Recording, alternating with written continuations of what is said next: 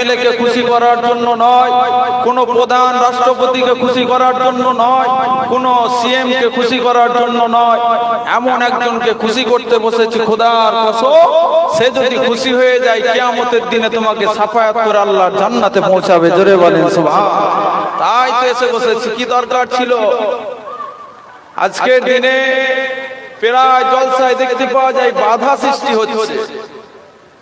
আপনার কি বলে ঘটক পুকুর ভাঙড় পার করে মিনাখা মালঞ্চর দিকে চলে যাবে, ওদিকে দেখতে পাওয়া যাচ্ছে এই সময়, বিশেষ করে আমি আগামী কালই গিয়েছিলাম মিনাখা, ওই সময় দেখতে পাওয়া যায় দেশের নেতারা, দেশের এলাকার নেতারা, প্রধানেরা ঘোষণা দিয়েছে কোন ফুরফুরার পীর সাহেবকে এনে এই জায়গায় জলসা করা যাবে না। বলে তাহলে কাকে আনতে হবে? বলে বিভিন্ন বক্তা আনো, তাদেরকে নিয়ে জলসা করো, পীর সাহেবদেরকে আনলে আমাদের অসুবিধা আছে, আনা যাবে না। মুসলমান আজকের দিনে কোন জায়গায় পৌঁছেছো? তার কিছুদিন আগে আবারও গিয়েছিলাম, রাজবাড়ি বলে একটা জায়গা আছে, সুন্দরবন এলাকা, ও জায়গায় দেখতে পাওয়া যায় ওই জায়গাতেও আবার বাধা সৃষ্টি হচ্ছে। বলে কোনো পীর সাহেবকে ফুরফুরা থেকে আনা যাবে না। বলে কেন? বলে না, ওনারা জলসা করে না, তাই ওদেরকে এখন আনা যাবে না। ওদেরকে যদি আনা হয় আমাদের ক্ষতি হতে পারে, তার জন্য থানা থেকে তোমাদের জলসার পারমিশন হবে। মুসলমান যে জায়গায় পীরের আওলাদদেরকে বাধা দেয়, তাহলে দেখতে হবে কিয়ামত আর বেশি দিন নেই। আল্লাহ পাক রব্বুল আলামিন যতদিন বাঁচিয়ে রেখেছে, যতদিন হায়াতে রেখেছে, আল্লাহকে খুশি করে যাও। অনেক নেতা মন্ত্রী এমএলএ এমপি কে খুশি করেছো, খোদার কসম মরে যাবে সে তোমার কবরে যাবে কি বলতে পারি না, কিন্তু বুখারী শরীফের মধ্যে 7টা হাদিস আসতে লেগেছে, নেতার নেতা যদি মুস্তাফাকে খুশি করে নাও, মুস্তাফা কবরে আসবে, তুমি চিনতে পেরে যাবে আল্লাহ তোমার কবরটাকে জান্নাতের বাগান করে দেবে। জোরে বলেন সুবহানাল্লাহ। কাকে খুশি করছো? দুনিয়ার জমিনে বহু নেতা আছে, বহু এমএলএ আছে, 100 বছর 50 বছর পিছনে চলে যাও, লাইনে লাইনে কাতারে কাতারে কবর আছে, তাদের কবরের দিকে কত নেতার বন্ধু ছিল, বান্ধবী ছিল, কবরের দিকে একবারও তাকায় না, কি অবস্থায় আছে, কবরটা ধসে গেছে না ভালো আছে।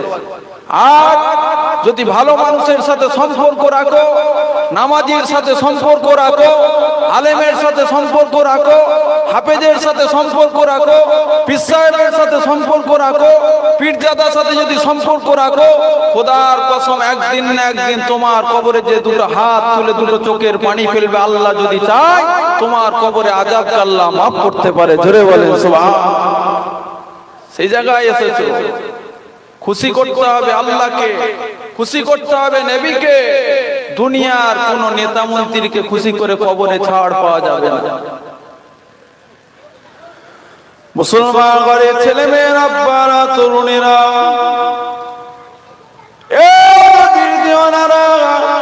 আমার নবী পাকের পাগলেরা, আল্লাহ পাক নিয়েছে হাজির করিয়েছে, দুটো কথা বলে দিয়ে যায়। খোদার কসম যতক্ষণ আলাপ আলোচনা করব, কোরআন হাদিস ইজমা কিয়াসের কথা বলে যাব, কোনো ঠাকুমার ঝুলির কথা বলবো না, কোনো গোপাল ভাড়ের কথা বলবো না। আমার আল্লাহ পাক রব্বুল আলামিন পাক কালামুল্লাহ শরীফের মধ্যে জানিয়ে দিলেন, ওয়া আতিউল্লাহ ওয়া আতিউর রাসূল ওয়া উলিল আমরি মিনকুম। মুসলমান ঘরের ছেলেরা, আমার আল্লাহ কি জানিয়ে দিতে লাগলেন, আমার বান্দা বান্দিরা, আমি আল্লাহ আমাকে তোরা যদি পেতে চাস, আমি আল্লাহ আমাকে তোরা যদি ডাকতে চাস, আমি আল্লাহ আমাকে তোরা যদি খুশি করতে চাস, আমি আল্লাহ আমাকে তোরা যদি রাজি করতে চাস, আমি আল্লাহ একজনের নাম বলে দিলাম, ওয়া আতিউর রাসূল। তোরা রাসূলের অনুসারী হয়ে যা, তোরা রাসূলের ইত্তিবা করে নে, তোরা রাসূলের কথাবার্তা মেনে নে, তোরা রাসূলের স্টাইলটা করে নে। আমি আল্লাহ পাক রব্বুল আলামিন রাসূলের সঙ্গে এক কাতারে দাঁড় করিয়ে তোদেরকে সকলকে আল্লাহর জান্নাতে পৌঁছে দেব। জোরে বলেন সুবহানাল্লাহ, আর জোরে বলেন সুবহানাল্লাহ। এ মুসলমান বনে ছেলেরা, হয়তো আপনারা ভাবছেন ছোট মতো ছেলে আবার কি বলে, না মুসলমান না, আল্লাহ পাক তোমার সম্মান অনেকটা দিয়েছে। এই বয়সে মালদা মুর্শিদাবাদ বাংলাদেশ গিয়েছি, আল্লাহ দরবারে শুকরিয়া আদায় করে বলি, তোমাদের কথা এসে বসে শুনে দাও, মরে তো যাবে, কোন নেতা মন্ত্রী এমএলএ তোমার কবরে যাবে না, এই রকম ছেলেরা তোমার কবরে চলে যাবে। আল্লাহ আমার গ্রামের মধ্যে আমার চাচা ছিল, আল্লাহ গ্রামের মধ্যে আমার বাপ ছিল, আল্লাহ গ্রামের মধ্যে আমার দাদি ছিল, আল্লাহ গ্রামের মধ্যে আমার দাদু ছিল, আল্লাহ তাদেরকে মাফ করে দাও। কোন এমএলএ তোমার কবরের ধারে যাবে না, তোমার এলাকাবাসী তোমার কবরের ধারে যাবে। মুসলমান ঘরের ছেলেরা, তাই তোমাদেরকে দুটো হাত জোড় করে বলে দিয়ে যায়, রাসূলুল্লাহকে মুহাব্বত করে নাও, রাসূলুল্লাহকে প্যার করে নাও, রাসূলুল্লাহকে প্রেম করে নাও। কারা মুহাব্বত করেছিল, কারা প্যার করেছিল? হযরতে বিলালের কথা একটু চিন্তা করে দেখে নাও। ওই সময়টার নাম ছিল আইয়ামে জাহিলিয়াতের যুগ। ওই যুগেতে দেখতে পাওয়া যেত নারীদেরকে বেউজ্জতি করা হতো, নারীদের ইজ্জতকে নিয়ে খেলা হতো, নারীদেরকে জ্যান্ত মাটি খুলে পুঁতে দেওয়া হতো। ওই সময় দেখতে পাওয়া যেত আল্লাহ নবী ছোট অবস্থায় এসে বলতে লাগলেন, তোমরা এসব কাজ কর্মগুলো ছেড়ে দাও, এসব করলে আল্লাহ কখনো মাফ করবে না। আসো আমি মুহাম্মদ আমার দিয়ে ইমানের কলমা পড়ে মুসলমান হয়ে যাও। বলতে পারলেন না? বলে কি করবে? এই যে নারীদেরকে এইভাবে ধর্ষণ করছো, জ্যান্ত মাটি খুলে পুঁতে দিচ্ছ, আল্লাহ ছাড়বে না। এখনো ফিরে আসো, আমি নবী, আমার হাতে হাত দিয়ে নাও, আল্লাহকে এক বলে বিশ্বাস করে নাও। খোদার কসম, আল্লাহ আমার সাথে তোমাদের হাসর নাসর করিয়ে দেবে। জোরে বলে। কিতাবের মধ্যে পাওয়া যায় আল্লাহ নবী মুহাম্মদ পাগল হয়ে গেছে, এই মুহাম্মাদের কথা মানা যাবে না। ওই সময় দেখতে পাওয়া যেত, আমাদের যুগে যেমন দেখতে পাওয়া যায়, উলুবেড়িয়ায় হাট আছে, বিশ্বপুরে হাট আছে, আমতায় হাট আছে। এ জায়গায় কি হয়? পশু কেনা বেচা হয়, গরু, ছাগল, উট, এইভাবে আরো ইত্যাদি ইত্যাদি যেসব পশু আছে তাদেরকে কেনা বেচা করা হয়। কিন্তু রসুলের যুগেতে কি হতো?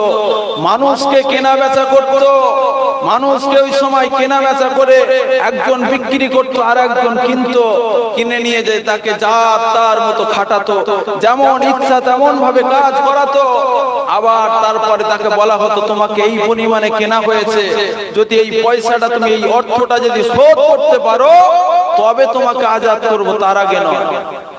কিতাবের মধ্যে পাওয়া যায় বিলাল হুজুরকে কিনেছিল উমাইয়া বলে একজন ব্যক্তি ছিল, যে ব্যক্তিটা আবু জেহেলদের দলের মধ্যে একজন ব্যক্তি ছিল। ওই সময় দেখতে পাওয়া যায় বিলাল, এক সময় দেখতে পাওয়া যায় বিলাল গোপনে গোপনে মুস্তাফাকে দেখেছে, মুস্তাফার কথাবার্তা শুনেছে। শুধু কথাবার্তা শুনেছে তা নয়, গোপনে গোপনে মুস্তাফার হাতে হাত দিয়ে ইমানের কলমা পড়ে মুসলমান হয়ে গেছে। জোরে বলেন সুবহান। যখনই খবর পেয়ে গেছে উমাইয়া, বিলাল আমার দাসী, তুমি মুহাম্মাদের হাতে হাত দিয়েছো, ওই সময় বিলালকে ডাকা হলো, বিলাল বলো তুমি কি মুহাম্মাদকে মেনে নিয়েছো? বিলাল চুপ করে আছে। বিলাল চিন্তা করছে, আরে আমি যদি না বলে দিই হয়তো মুহাম্মাদকে মানা হবে না, আর যদি হ্যাঁ বলে দিই আমার ধরটাকে আলাদা করে দেবে। কিন্তু খোদার কসম, যখনই ধরটা আলাদা করে দেবে আল্লাহর জান্নাতে পৌঁছে যাব।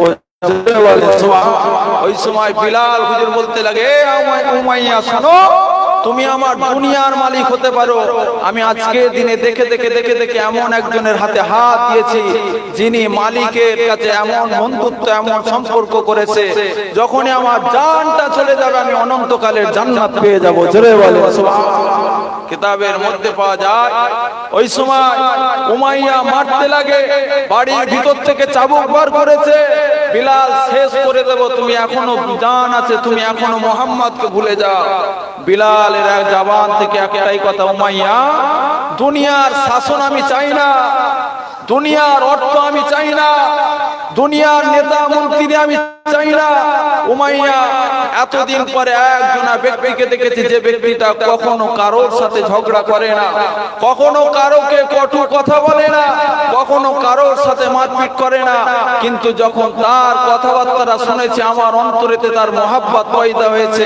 যখনই মহাব্বত পয়দা হয়েছে আর দুনিয়ার কোনো খেয়াল ছিল না, তার জন্য তার হাতে হাত দিয়ে ইমানের কলমা পড়ে সওদা করে জান্নাতের সার্টিফিকেট নিয়ে এসেছি। জোরে বলে, জোরে বলতে পারলেন না? মুসলমানের ছেলে মেয়েরা, আব্বারা, তরুণেরা,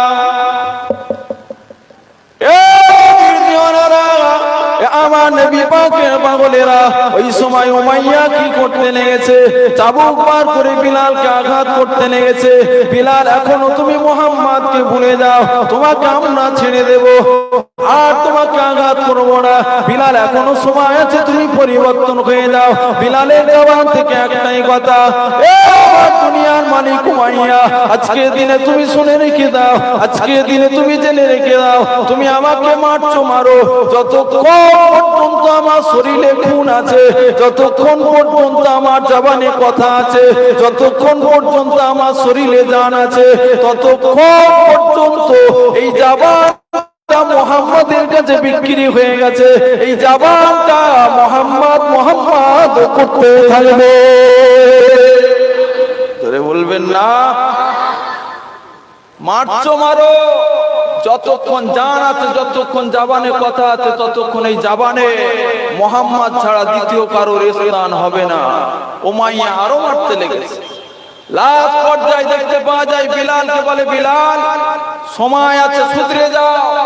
বিলালের জবান থেকে একটাই কথা, জানে মরে যাব, মুহাম্মদকে ছাড়তে পারবো না। জোরে বলো, জোরে বলতে পারলেন না?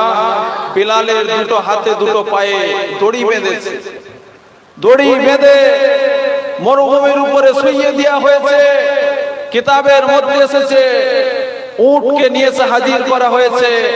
উটের গলার সাথে বিলালের গলার সঙ্গে একটা জয়েন্ট দড়ি করে দেওয়া হয়েছে। উটকে চাবুক মারছে আর উটটা দ্রুত গতিতে ছুটছে। বিলালের বুকে চামড়াগুলো ছিলে ছিলে ছিলে ছিলে মরুভূমির উপর থেকে চলে যায়, জমিনটা পুড়ে লাল হয়ে যায়। ওই সময় বিলালকে বলে, বিলাল এখনো সময় আছে, মুহাম্মদকে ভুলে যাও। বিলালের জবান থেকে কথা একটাই, উমাইয়া যখন কথা দিয়েছি মুহাম্মদকে, মুহাম্মাদের গোলাম হয়ে মরতে চাই। জোরে বলে, জোরে বলতে পারলেন না? কথা দিয়েছি, কথা আমি খিলাফ করতে চাই না। দুনিয়ায় বহু মানুষ দেখেছি, মুহাম্মাদের মতো মানুষ দেখি না। তাই আজকের দিনে মুহাম্মাদের হাতে হাত দিয়েছি, মুহাম্মাদকে নিয়ে আল্লাহ জান্নাতে প্রবেশ করতে চাই। জোরে বলো। আর আমরা দুনিয়ার মানুষ কি হয়েছি? কি হলো গো? দুনিয়ার মানুষ কি হয়েছি? 500 টাকা, 1000 টাকা, 2000 টাকায় বিক্রি হয়ে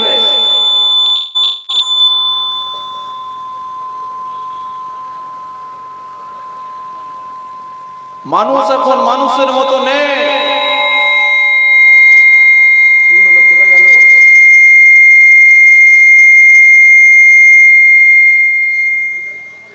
মানুষ এখন মানুষের মতো নেই।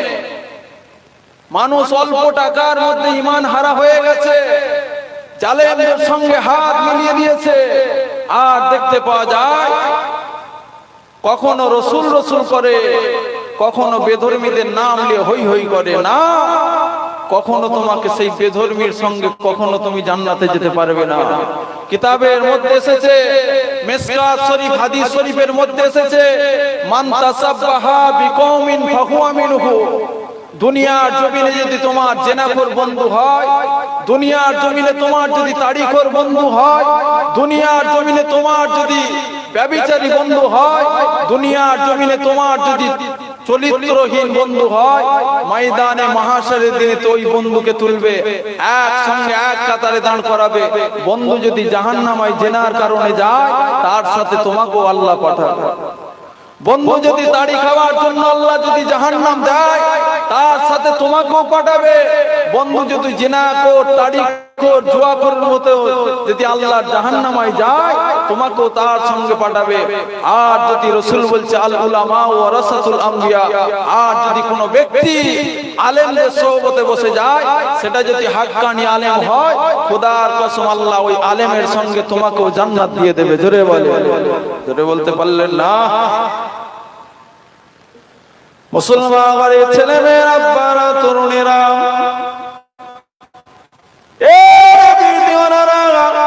আমার নবী পাকের পাগলেরা সংক্ষেপে আলাপ আলোচনা করে দিয়ে যায়। আল্লাহ পাক রব্বুল আলামিন বিলাল হুজুরকে কতটা পরীক্ষা নিয়েছিল শুনে রেখে দাও। হযরতে বিলালকে ওইভাবে মরুভূমির উপর দিয়ে টেনে টেনে নিয়ে যায়।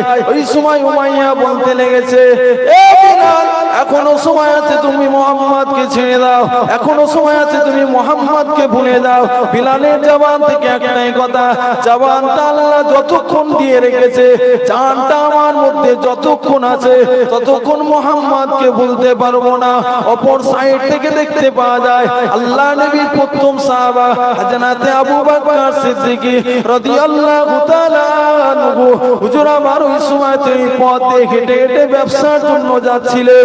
ওই সময় আবু বকর হুজুর থেকে দাঁড়িয়ে পড়লেন, উমাইয়াকে জিজ্ঞাসা করতে লাগলেন, এ উমাইয়া, আজকে দিনে বিলালকে কেন এত সাজা দাও? আজকে দিনে বিলালকে কেন এত কষ্ট দাও? আজকে দিনে বিলালকে কেন এত দুঃখ দাও? ওই সময় উমাইয়া বলতে লেগেছে, এ আবু বকর, আজকে দিনে তুমি কি জানো, তোমার মুহাম্মাদের হাতে হাত দিয়ে ঈমানের কলমা পড়ে নিয়েছে, আর আমি এই দাসীকে জীবনে বেঁচিয়ে রাখতে চাই না, আর আমি এই দাসীকে জীবনে বেঁচিয়ে রাখতে চাই না। আজকে দিনে হয় কে জানে শেষ করে দেব, আর না আমি বিক্রি করে দেব। ওই সময় আবু বকর হুজুর এই পথ দিয়ে হেঁটে হেঁটে ব্যবসার জন্য যেতে লেগেছে। ওনার কাছে কিছু অর্থ ছিল। উমাইয়াকে জিজ্ঞাসা করতে লাগলেন, এ উমাইয়া, বিলাল যদি তোমার কথা না শুনে, বিলাল যদি মুহাম্মদকে মেনে নেয়, তাহলে তুমি মুহাম্মদকে বিলালকে বিক্রি করে দাও। ওই সময় বিলালের সঙ্গে একটা, আবু বকর হুজুরের সঙ্গে উমাইয়ার সঙ্গে একটা সওদা হলো, একটা কথাবার্তা, টাকার চুক্তি হয়ে গেল। কিছু অর্থ ছিল ওই উমাইয়ার হাতে দিয়ে দিল। ওই সময় কিতাবের মধ্যে পাওয়া যায় হযরতে বিলালকে নিয়ে আজাদ করে রাসূলুল্লাহ দরবারে আসতে লেগেছে। আল্লাহ নবী ওই সময় মসজিদে নববীতে বসে বসে আল্লাহ নবী সাহাবাদেরকে নিয়ে আলাপ আলোচনা করতে লেগেছে। আল্লাহ নবী ওই সময় সাহাবা হুজুরদেরকে নিয়ে আলাপ আলোচনা করতে লেগেছে।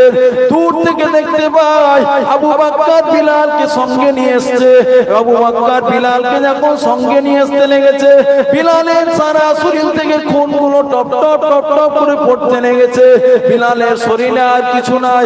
ওই সময় আল্লাহ নবী সাহাবাদেরকে বলতে লাগলেন, এ সাহাবারা, বাবারা, সরে যাও, সরে যাও, আজকে দিন আমার বিলালের কি অবস্থা, আজকে দিন আমার বিলালের কি অবস্থা, সকলে সরে যাও, সরে যাও। আবু বকর হুজুর বিলাল হুজুরকে টুক টুক টুক টুক টুক টুক করে ধরে ধরে আল্লাহ নবীর সামনে এসে হাজির করে দিতে লাগলেন। আল্লাহ নবী ওই সময় জিজ্ঞাসা করলেন, ও বাবা বিলাল, আজকে দিনে তোমার কি অবস্থা বাবা? এ কি অবস্থা বাবা? এ কি করে হলো বাবা? আবু বকর হুজুর চুপ করে আছে, বিলাল হুজুর চুপ করে আছে। ওই সময় আল্লাহ নবী জিজ্ঞাসা করতে লাগলেন, ও বাবা আবু বকর, আমার বিলালের কি অবস্থা? বিলালের কি কাণ্ড হয়েছে? বিলালকে কে মেরেছে? ওই সময় আবু বকর হুজুর ঝরঝর ঝরঝর করে কেঁদে কেঁদে কেঁদে কেঁদে বলতে লাগলেন, ইয়া রাসূলুল্লাহ, বিল্লাহ হুজুর, আজকে দিনে আপনার বিলালকে উমাইয়া তোমার মেরেছে, আর আমি দেখে থাকতে পারি না। আল্লাহ নবী জিজ্ঞাসা করতে লাগলেন। আল্লাহ নবী ওই সময় আবু বকর হুজুরকে বলতে লাগলেন, ও বাবা আবু বকর, আমার বিলালকে কেন মেরেছে বাবা? ওই সময় আবু বকর হুজুর ঝরঝর ঝরঝর করে কেঁদে কেঁদে বলতে লাগলেন, ইয়া রাসূলুল্লাহ, বিল্লাহ হুজুর, আজকে দিনে বিলালকে অন্য কিছুর জন্য মারে না, আজকে দিনে বিলালকে অন্য কিছুর জন্য আঘাত করে না, আজকে দিনে আপনাকে মেনে নিয়েছে বলে, আল্লাহকে এক বলে বিশ্বাস করেছে বলে, তার জন্য বিলালকে এরকম সাজা দেয়। কিতাবের মধ্যে পাওয়া যায় আল্লাহ নবী আবু বকর হুজুরকে জিজ্ঞাসা করলেন, ও বাবা আবু বকর, তুমি বিলালকে কি করে আজাদ করে নিয়ে আসলে বাবা? ওই সময় আবু বকর হুজুর বলতে লাগলেন, ইয়া রাসূলুল্লাহ, বিল্লাহ হুজুর, আজকে দিনে বিলালকে যখন মারতে লেগেছে, আমি ওই পথ দিয়ে হেঁটে হেঁটে ব্যবসার জন্য যাচ্ছিলাম। আমি দেখতে পেলাম বিলালকে এত কষ্ট দেয়, আমি দেখতে পেলাম বিলালকে এত আঘাত দেয়, আর আমি ব্যবসা করতে গেলাম না। আজকে দিনে উমাইয়ার সামনে দাঁড়ালাম, উমাইয়াকে জিজ্ঞাসা করতে লাগলাম। উমাইয়া একটাই কথা বলতে লাগলো, বিলাল যখন মুহাম্মদকে মেনে নিয়েছে, ওই মুহাম্মদকে ভুলে যাক, বিলালকে ছেড়ে দেব, আর নাহলে বিলালকে জানে শেষ করে দেব। কিতাবের মধ্যে পাওয়া যায় হযরত আবু বকর হুজুর বলতে লাগলেন, ইয়া রাসূলুল্লাহ, বিবাল্লাহ হুজুর, আর আমি থাকতে পারলাম না, আর আমি ব্যবসা করতে গেলাম না। আমার কাছে সেই অর্থটা কিছু পরিমাণে ছিল, ওই অর্থ দিয়ে আমি কি করলাম, ওই অর্থটা দিয়ে উমাইয়ার সাথে সওদা করে বিলালকে কিনে নিয়ে রাসূলুল্লাহ কদমে দান করে দিলাম। জোরে বলবেন না? বলে, ইয়া রাসূলুল্লাহ, ব্যবসা করতে যাচ্ছিলাম ওই রাস্তা দিয়ে, যখন দেখলাম বিলালকে মারে, জিজ্ঞাসা করলাম কেন মারছো? বলে, মুহাম্মদকে মেনেছে, আর বিলালকে জীবিত রাখবো না, আর বিলাল যদি মুহাম্মদকে ভুলে যায় তাহলে বিলালকে ছেড়ে দেবে। আমি আর দেখে ব্যবসা করতে গেলাম না, আমার কাছে কিছু অর্থ ছিল, ওই অর্থটাকে দিয়ে আমি বিলালকে আজাদ করে রাসূলের কদমে পৌঁছে দিলাম। জোরে বলে, জোরে বলতে পারলেন না? ওই সময় কিতাবের মধ্যে এসেছে, আল্লাহ নবী বললেন, আবু বকর, সারা জীবন জিন্দেগি তো দুনিয়ার ব্যবসা করলে, খোদার কসম আল্লাহ এত খুশি হয়ে গেছে, তুমি আল্লাহর জান্নাত, আল্লাহর সাথে ব্যবসা করে আল্লাহর জান্নাতে কিনে নিয়ে অধিকারী হয়ে গেছে। জোরে বলে, জোরে বলতে পারলেন না? এমন ব্যবসা করেছো দুনিয়ার দিক থেকে, কিন্তু আল্লাহ এমন খুশি হয়েছে, আল্লাহ তোমার সাথে ব্যবসা করে তোমাকে জান্নাতের অধিকাংশ বানিয়ে দিয়েছে। জোরে বলে। আর আজকের দিনে আমরা অল্প টাকায় বেচা কিনা হচ্ছে, চালের সঙ্গে হাত মিলাতে কিছু পরিমাণে টাকা দিলে আমরা গলে যাচ্ছি না। আজকের দিনে তুমি মরবে, কালকের দিনে তোমার চোখটা যখন বন্ধ হবে, তোমার স্ত্রী তোমার ধারে থাকবে না। তোমার নাম হতে পারে আব্দুল করিম, আব্দুল সত্তার, আব্দুল জব্বার, কিন্তু যখনই তুমি মারা যাবে তোমার নাম হয়ে যাবে লাশ। ঠিক না? তুমি যখন মারা যাবে তোমার নাম হয়ে যাবে লাশ, আর তোমার নাম থাকবে না। বলবে লাশটাকে, খাটিয়াটাকে ধরে বারান্দায় বার করে দাও, আর তোমার নাম ধরবে না। আত্মীয় স্বজন পরিবার সব চলে আসবে, সব ছুটোছুটি ব্যস্ত হয়ে যাবে। কেউ বলবে এলান করো মসজিদে, কেউ বলবে কাফন নিয়ে আসো, কেউ বলবে মসজিদ থেকে খাটিয়াটা নিয়ে আসো। আবার কিছু অংশ মানুষ দেখতে পাওয়া যাবে কবরস্থানের মধ্যে, যে ও জায়গায় কেউ বাঁশ কাটবে, কেউ কবর কাটবে। কোন আত্মীয় স্বজন বলবে তাড়াতাড়ি দাফন কাফন করে দাও, এই আত্মীয় স্বজনেরা এসেছে, এদের যাওয়ার অসুবিধা হতে পারে, তার জন্য তোমাকে নিয়ে সব ব্যস্ত হয়ে যাবে। মসজিদে এলান হয়ে গেল জোহরের পরে তোমার জানাজা হবে, মসজিদে এলান হয়ে গেল তোমার জানাজা ইসাবাদ হবে। ওই সময় যখনই তোমাকে দিয়ে আসা হলো, খোদার কসম তোমার কবরে কোনো নেতা এমএলএ যাবে না, তোমার কবরে কোনো সিএম যাবে না। কত রকম লাশ হয়ে গেছে, কত কবর চলে গেছে, কেউ যায় না। তাহলে কে যাবে? দুনিয়ায় যদি মুস্তাফাকে ভালোবেসে যাও, ওই মুস্তাফাকে দেখানো হবে, যখনই তুমি দেখতে পেয়ে যাবে, আল্লাহ তোমার কবরটাকে কি করবে? জান্নাতের সাথে সম্পর্ক করে আল্লাহ তোমার কবরটাকে নূর আলা নূর করে দেবে। জোরে বলে, জোরে বলতে পারলেন না? আর দুনিয়ায় তো বেঁচে আছে 50 বছর, 60 বছর। একবার কি চিন্তা করে দেখেছো? পুলসিরাত পার হতে হবে, সকলে শুনেছি। পুলসিরাত পার হয়ে সকলকে যেতে হবে, সকলে শুনেছে। পুলসিরাতটা কত হাজার বছরের রাস্তা হবে সেটা কি জানে? পুলসিরাতটা কেমন হবে সেটা কি জানে? কিতাবের মধ্যে এসেছে চুলের থেকে সরু হবে, আর হীরের থেকে ধার হবে। ওই পুলসিরাতটা ওইভাবে আপনাকে পার হতে হবে, 30,000 বছরের রাস্তা। কিভাবে যাবে? দুনিয়ায় যদি মোহাব্বত রাসূলের সঙ্গে থেকে যায়, খোদার কসম জান্নাতি যে বুরাক আছে, আল্লাহ ওই জান্নাতি বুরাক দিয়ে তোমাকে পুলসিরাত পার করিয়ে দেবে। জোরে বলো। আর দুনিয়ায় যদি চিটিংবাজ, ধোঁকাবাজ, ফেরেববাজ, জেনাখোরের সঙ্গে বন্ধু হয়, মুস্তাফাকে যদি ভুলে যাও, খোদার কসম ওই পুলসিরাত তোমাকে হেঁটে পার হতে হবে, আর তুমি হেঁটে কখনোই পার হতে পারবে না। হেঁটে কখনোই পার হতে পারবে না। দুনিয়ায় যদি মুস্তাফাকে ভালোবেসে যাও, রাসূল পাক সাল্লাল্লাহু আলাইহি ওয়াসাল্লাম জানিয়ে দিয়েছে যে আমার উম্মত, উম্মতিটা রাসূলুল্লাহ হাদিস শরীফের মধ্যে বলছে মান আহাব্বা সুন্নতি ফাকাদ আহাব্বানি ওয়া মান আহাব্বানি কানা মাই ফিল জান্নাত। যে ব্যক্তিটা আমি রাসূলুল্লাহ আমার একটা সুন্নাতের তাবেদারি করে কবরে যেতে পারবে, খোদার কসম ওই ব্যক্তিটাকে কানা মাই ফিল জান্নাত, ওই ব্যক্তিটাকে না নিয়ে আমি রাসূলুল্লাহ জান্নাতে প্রবেশ করব না। জোরে বলে। আর আমরা কি করছি? রাসূল বলেছে নামাজের আগে ওযুর সময় তুমি মিসওয়াক করো। রাসূল বলেছে খাবার সময় তুমি দস্তরখান ব্যবহার করো। রাসূল বলেছে খাবার আগে তুমি দুটো হাতের কবজি পর্যন্ত ধুয়ে নাও। রাসূল বলেছে কি বলেছে? রাসূল বলেছে সুন্নতি লিবাস দেখো, দাড়ি করো, আর যদি ভালোভাবে থাকো রাসূলের সুন্নাত অনুযায়ী যদি চলো, খোদার কসম হয়তো গুনাহর কারণে কিছু বছর আল্লাহ জাহান্নাম দেবে, কিন্তু একদিন না একদিন তোমাকে আল্লাহ জান্নাতে রাসূলের খাতিরে তোমাকে জান্নাত দিয়ে দেবে। জোরে বলো। জোরে বলতে পারলেন না? মুসলমান ঘরের ছেলে মেয়েরা, আব্বারা, তরুণীরা,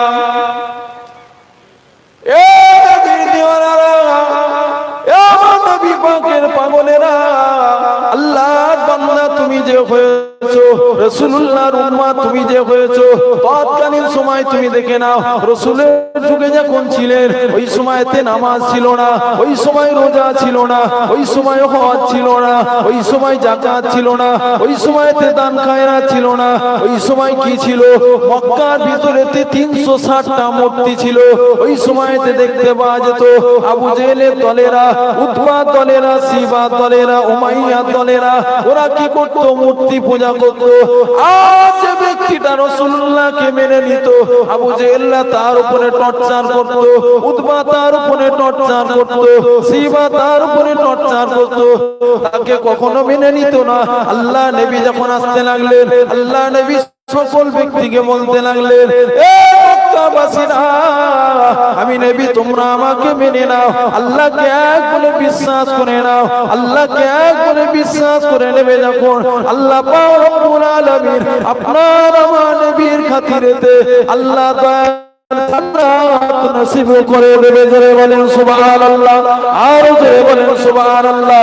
আল্লাহ নবী যখন এইভাবে বলতে লাগলেন, আল্লাহ নবীকে বলতে লাগলেন মুহাম্মদ পাগল, আল্লাহ নবী যখন আবু জেহেলকে বলতে লাগলেন, ও আমার চাচা যান, এই সমস্ত কাজ কর্মগুলো ছেড়ে দেন, আল্লাহকে এক বলে বিশ্বাস করে নেন, আমি নবী আমার হাতে হাত দিয়ে ঈমানের কলমা পড়ে নেন। আল্লাহ নবী ওই সময় যখনই বলতে লাগলেন, আবু জেহেলের দলেরা বলতে লেগেছে, এ মুহাম্মদ তুমি যে আল্লাহ নবী, তুমি যে আল্লাহ পিয়ারা, আমরা তোমাকে কিছু পরীক্ষা নিতে চাই, আমাদের পরীক্ষার কিছু উত্তর দিতে হবে।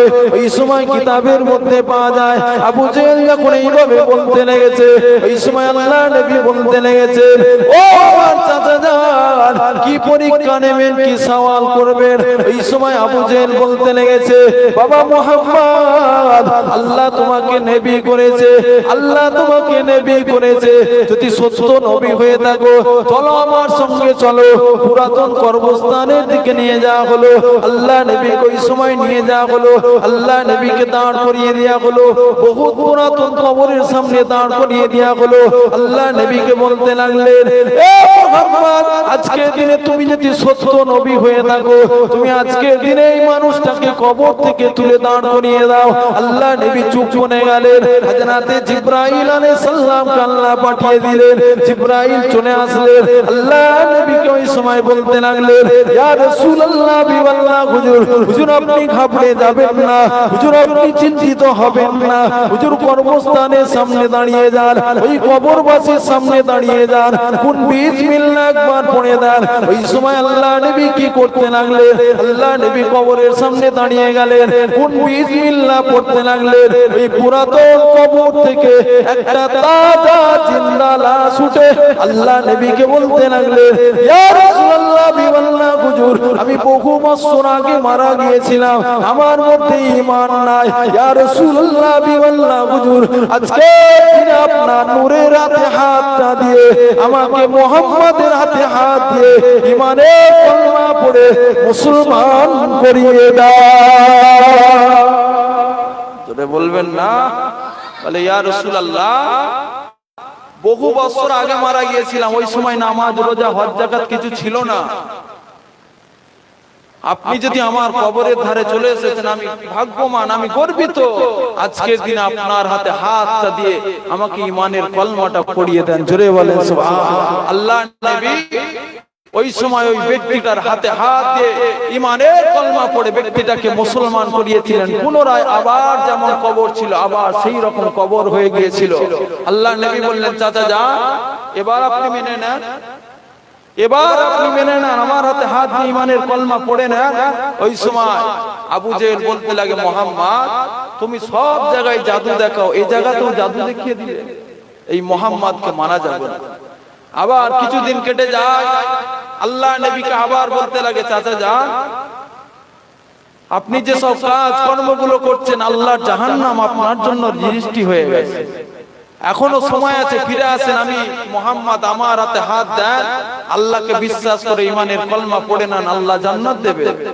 ওই সময় আবু জেহেল আবার বলে, মুহাম্মদ তোমাকে, তুমি যে নবী, আমি তোমাকে পরীক্ষা করতে চাই। বলে কি পরীক্ষা? বলে বলো তো আমার হাতের মুঠোর মধ্যে যে জিনিসটা আছে, যদি কি জিনিস আছে তুমি যদি বলে দিতে পারো, এবার তোমাকে কথা দিলাম, ওয়াদা করলাম, তোমার হাতে হাত দিয়ে ঈমানের কলমা পড়ে মুসলমান হয়ে যাবে। কিতাবের মধ্যে এসেছে, হাদিস শরীফের মধ্যে, গল্প করছি না। ওই সময় আবু জেহেল যখন এই কথাটা বলতে লেগেছে, আল্লাহ নবী মুচকে মুচকে হাসতে লেগেছে। আর ওই সময় বলে, চাচা যান, আমি বলবো আপনার হাতের মুঠোর মধ্যে কি আছে, না আপনার হাতের মুঠোর মধ্যে যে জিনিসটা আছে সে বলে দেবে, আপনি মেনে নেবেন। আল্লাহ নবী ওই সময় যখন বললেন, আবু জেহেল বললেন, ঠিক আছে তাই হোক, যে কোনো একটা যদি বলে দিতে পারো মেনে নেব, বলতে যদি পারো মেনে নেব। কিতাবের মধ্যে এসেছে, আবু জেহেলের হাতের মুঠোর মধ্যে একটা পাথরের টুকরা ছিল। রাসূলের সামনে কলেমা শরীফটা পড়তে শুরু করেছে, জোরে বলেন সুবহানাল্লাহ। তখনই কলেমাটা পড়তে শুরু করেছে, পাথরের জবানকে আল্লাহ খুলে দিয়েছে। আবু জেহেল বলে, মুহাম্মদ এতেও জাদু লাগিয়ে দিলে, তোমাকে আর মানা যাবে না, এতেও জাদু লাগিয়ে দিলে আর মানা যাবে না। এটা এই মাসটা হলো রজব মাস। আল্লাহ নবী 27 রজব গভীর রাতেতে আল্লাহ জিবরাইলকে খবর দিলেন, জিবরাইল আমাকে আমাকে মুসা দেখতে চেয়েছিল, আমাকে ঈসা দেখতে চেয়েছিল, আমাকে অন্যান্য নবীরা দেখতে চেয়েছিল, আমি আল্লাহ দেখা দিই না। আজকের দিনে জিবরাইল যাও, যার জন্য আমি আল্লাহ জান্নাত বানিয়েছি, যার জন্য আমি আল্লাহ জমিন আসমান বানিয়েছি, আমি আল্লাহ তাকে আজকের দিনে দেখা দিতে চাই। জিবরাইল তুমি যে ঘোষণা দিয়ে যাও, জোরে বলেন সুবহানাল্লাহ। অন্যান্য নবীরা আল্লাহকে বলে দেখবো, আল্লাহ বলে হবে না। আর আল্লাহ বলছে কি, আল্লাহ বলে হাবিবকে ডেকে দাও, হাবিবের জন্য আমি আল্লাহ আসমান জমিন সমস্ত সব কিছু বানিয়েছি। যে নবীরা দেখতে বলেছিল সেই নবীদের বানিয়েছি, তাই আমি আল্লাহ আজকের দিনে আমি আল্লাহ নিজে বলছি হাবিবুল্লাহর সঙ্গে দিদার দিয়ে দেবো, জোরে বলে। জিবরাইল আলাইহিস সালাম কি করলেন, জান্নাত থেকে একটা বুরাক নিলেন, জান্নাতের মধ্যে প্রবেশ করলেন। দেখতে পাওয়া যায় হাজার হাজার লক্ষ লক্ষ বুরাক আছে। ওই সময় দেখতে পাওয়া যায় একটা জীর্ণ বুরাক, সকল বুরাক তাকিয়ে আছে। সৃষ্টি করেছে মুহাম্মদুর রাসূলুল্লাহ যেদিন মিরাজে আসবে, ওই মিরাজ শরীফটায় যে কোনো একটা বুরাকের উপরে রাসূল সওয়ারি হয়ে ওই জায়গায় আল্লাহর দরবারে দিদার করবে। সকল বুরাক তাকিয়ে আছে জিবরাইলের মুখের দিকে। জিবরাইল হয়তো আমাকে ডাকবে, আবার অন্য বুরাক চিন্তা করছে হয়তো আমাকে ডাকবে, আবার অন্য বুরাক চিন্তা করছে আমার দিকে আমাকে ডাকবে। এমন করে সকল বুরাক জিবরাইলের দিকে তাকিয়ে আছে। আর একটা নিরালা নিঝুম জীর্ণ বুরাক মাথাটা নিচু করে ঝরঝর ঝরঝর করে কাঁদছে।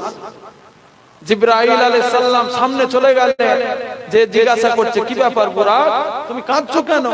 সবাই আমার মুখের দিকে তাকিয়ে আছে, কারণ হয়তো আমাকে ডাকবে, হয়তো আমাকে বলবে, আর তুমি মাথাটা নিচু করে তুমি কাঁদছো কেন? বুরাক বলেছে, যখন থেকে শুনেছি যে আমাদেরকে বানানো হয়েছে মুস্তাফাকে চাপানোর জন্য, তখন থেকে আমি খাওয়া দাওয়া ছেড়ে দিয়ে আল্লাহর সঙ্গে সব সময় বলি, আল্লাহ যতক্ষণ না পর্যন্ত হাবিবুল্লাহকে আমার পিঠে চাপাবেন ততক্ষণ পর্যন্ত আমি খাওয়া দাওয়া করব না। জোরে বলে, বলে এই যে আমার শরীরটা দেখছো, বলে আমি কোনোদিন এইভাবে খাওয়া দাওয়া করি না, আর আমি যে কাঁদছি আমি আল্লাহর সঙ্গে বলছি আল্লাহ আমি জিব্রাইলের দিকে তাকাবো না, আল্লাহ আপনি যদি ইচ্ছা করেন আমাকে পাঠাতে পারেন। জিব্রাইল বলে তুমি যে এত বড় আশা করেছো আজকের দিনে অন্য কাউকে নিয়ে যাব না, তোমাকে সঙ্গে নিয়ে রসুলের পিঠে চাপে, রসুল তোমার পিঠে চেপে আল্লাহ দিদার করবে। জোরে বলে, জোরে বলতে পারলেন না? কিতাবের মধ্যে এসেছে বুরাকটাকে নিয়ে দেখতে পাওয়া যায় রসুলের দরবারে হাজির। ওই সময় দেখতে পাওয়া যায় আল্লাহ নবী ঘুমোচ্ছে, বিছানায় আরাম করছে। জিব্রাইল চিন্তা করছে রসুলকে যদি ডাকি বিয়াদবি হবে, রসুলের গায়ে যদি স্পষ্ট করে বিয়াদবি হবে তাহলে কিভাবে তুলবো। আল্লাহ দরবারে চলে গেছে, আল্লাহ কিভাবে আপনার বন্ধুকে ডাকবো, আপনার বন্ধু তো ঘুমাচ্ছে। যার জন্য জিব্রাইলকে বানিয়েছেন, যার জন্য ইসরাফিলকে বানিয়েছেন, যার জন্য মিকাইলকে বানিয়েছেন, তিনি তো ঘুমোচ্ছে। তেনাকে যদি আমি ডাকি বিয়াদবি হবে, তেনার গায়ে যদি স্পষ্ট করি হাত দিই বিয়াদবি হবে, কিভাবে ডাকবো।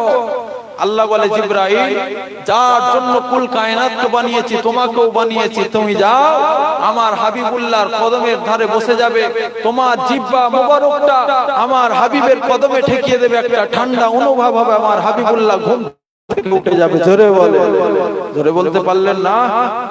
জিব্রাইলের থেকে রসুলের দাম বেশি না কম? বেশি না কম? জিব্রাইলকে বলছে জিব্রাইল যাও তোমার জিহ্বা মোবারকটা রসুলের কদমে লাগিয়ে দেবে, আর ওই ঠান্ডা একটা অনুভব হবে, রাসূলুল্লাহ ঘুম থেকে উঠে পড়বে, আর তখনই খুশির সংবাদ দেবে। কিতাবের মধ্যে এসেছে ওই সময়তে দেখতে পাওয়া যায় জিব্রাইল আলাইহিস সালাম পৌঁছে গেছে, নিজের জিহ্বা মোবারকটা রাসূলের কদমে লাগিয়ে দিয়েছে, রাসূলের ঘুম ভেঙে গেছে। ওই সময় বলতে লেগেছে ইয়া রাসূলুল্লাহ, জিব্রাইল কি ব্যাপার, এত গভীর রাতে কি খবর নিয়ে এসেছো? বলে ইয়া রাসূলুল্লাহ অন্য কিছু নয়, মুসা দেখতে চেয়েছিল আল্লাহকে, আল্লাহ বলে হবে না। ঈসা দেখতে চেয়েছিল, আল্লাহ বলে হবে না। ইব্রাহিম দেখতে চেয়েছিল, আল্লাহ বলে হবে না। ইসমাইল দেখতে চেয়েছিল, আল্লাহ বলে হবে না। ইউসুফ দেখতে চেয়েছিল, আল্লাহ বলে হবে না। আর আজকের দিনে যার জন্য কুল কায়নাতকে বানিয়েছে আল্লাহ ঘোষণা দিয়েছে আপনাকে দেখা করবে, আপনাকে দিদার দেবে বলে যে ডেকেছে। জোরে বলে, জোরে বলবেন না? কিতাবের মধ্যে এসেছে ওই সময় জিব্রাইল আলাইহিস সালামকে যখন ঘোষণা দিলেন, জিব্রাইল আলাইহিস সালাম যখন ঘোষণা দিলেন, আল্লাহ নবী বললেন যাও। কিভাবে যাব? বলে ইয়া রাসূলুল্লাহ জান্নাত থেকে বুরাক এনেছি। বলে বুরাকটা কিভাবে যাবে? বলে ইয়া রাসূলুল্লাহ একটা বন্দুক রাইফেলের গুলি যতটা স্পিডে যায় তার থেকে ৭০,০০০ গুণ স্পিডে এই বুরাকটা এক একটা আসমানকে অতিক্রম করে ছুটতে থাকবে। জোরে বলে, জোরে বলতে পারলেন না? আল্লাহ নবী জিব্রাইলকে বললেন জিব্রাইল দাঁড়াও, আল্লাহর সঙ্গে দেখা করব, আমি একটু ওযু করে। আল্লাহ নবী ওযু করলেন, ওযু করে দরওয়াজাটা লাগালেন, আল্লাহর সঙ্গে দিদার করলেন। আল্লাহ যাবে বুরাকের পিঠেতে চাপলেন, বুরাক যখন পিঠেতে চেপেছে জিব্রাইল বলছে বুরাক চলো। বুরাক চুপচাপ, কোনো কথা বলে না, কোনো আওয়াজ করে না। আবার আল্লাহ নবী বলছে বুরাক চলো, তাতেও কোনো কথা বলে না। আবার তৃতীয়বার বলতে লাগে বুরাক চলো। বুরাক মনে মনে আল্লাহকে বলছে আল্লাহ জবান দেন, একবারের মতো আবার জবানটাকে খুলে দেন, আমি একটু মুস্তাফার সাথে কথা বলে ওয়াদা করব, তারপরে আপনাকে আপনার দরবারে আপনার বন্ধুকে পৌঁছে দেব। জোরে বলে, আল্লাহ জবান খুলে দিয়েছে। বুরাককে বলছে বুরাক চলো। বুরাক বলছে ইয়া রাসূলুল্লাহ আজকের দিন আমার সাথে আপনাকে একটা ওয়াদা করতে হবে, তারপরে আমার পিঠে চেপে আল্লাহ দরবারে হাজির করব। বলে কি ওয়াদা? বলে আপনি যে আমার পিঠে চেপে আল্লাহর জান্নাতে আল্লাহর দিদার করবে, আমার পিঠে চেপে আপনাকে আল্লাহর জান্নাতে প্রবেশ করতে হবে, আপনি ওয়াদা করেন আমি তারপর যাব। আল্লাহ নবী বললেন বুরাক চলো, আজকের দিন আমি ওয়াদা করলাম তোমার সাথে আল্লাহ দিদার করছি, আর তোমাকে নিয়ে আল্লাহর জান্নাতে প্রবেশ করব। জোরে বলে, বুরাক ছুটতে শুরু করেছে। এক একটা আসমান পার হয়, এক একটা নবী আলাইহিস সালামের সঙ্গে দেখা হয়, সাক্ষাৎ হয়। বুরাক যখন এইভাবে ছুটতে ছুটতে লেগেছে, সমস্ত নবী আলাইহিস সালাম গণেরা স্বাগতম জানাতে লাগে, ইয়া মুহাম্মদ আজকের দিনে তুমি গর্বিত, আমরা আল্লাহকে দেখতে চেয়েছিলাম, আল্লাহ বলে হবে না, আজকের দিনে নিজে আল্লাহ তোমাকে ডেকে নিয়ে দিদার দিয়ে দেবে বলেছে। জোরে বলে, জোরে বলবেন না? মুসলমান ঘরে ছেলে মেয়ের আব্বারা তরুণেরা আমার নবী পাকের পাগলেরা আল্লাহ নবীকে মহব্বত করে নাও, আল্লাহ নবীকে প্যার করে নাও, আল্লাহ নবীকে প্রেম করে নাও। যার জন্য আল্লাহ জান্নাতকে বানিয়েছে গো, যার জন্য তোমার বাপ তোমার মা তোমার আত্মীয় স্বজনকে বানিয়েছে গো, যার জন্য আল্লাহ গোটা পৃথিবীটাকে বানিয়ে দিয়েছে, আজকে দিনে তাকে মেনে নাও, আজকে দিনে তার অনুসারী হয়ে যাও, আজকে দিনে তার অনুসারী হয়ে যাও। কিয়ামতের মাঠে ময়দানে দল হয়ে দাঁড়িয়ে যাবে। ওই সময় আল্লাহ নবীকে সাহাবা হুজুররা জিজ্ঞাসা করলেন, ইয়া রাসূলুল্লাহ বিওয়াল্লাহ হুজুর 73টা তো দল হবে, কোন দলটা আল্লাহ জান্নাতে যাবে? আল্লাহ নবী ওই সময় বলতে লাগলেন, ইয়া সাহাবারা আমি রাসূলুল্লাহ জানিয়ে দিলাম, আমি রাসূলুল্লাহ ঘোষণা করে দিলাম 73টা দলের মধ্যে একটা দলকে আল্লাহ জান্নাত দেবে। আল্লাহ নবী সাহাবারা বলতে লাগলেন, ইয়া রাসূলুল্লাহ বিওয়াল্লাহ হুজুর ওই দলটার নাম কি হবে, ওই দলটার কাজকর্ম কি হবে?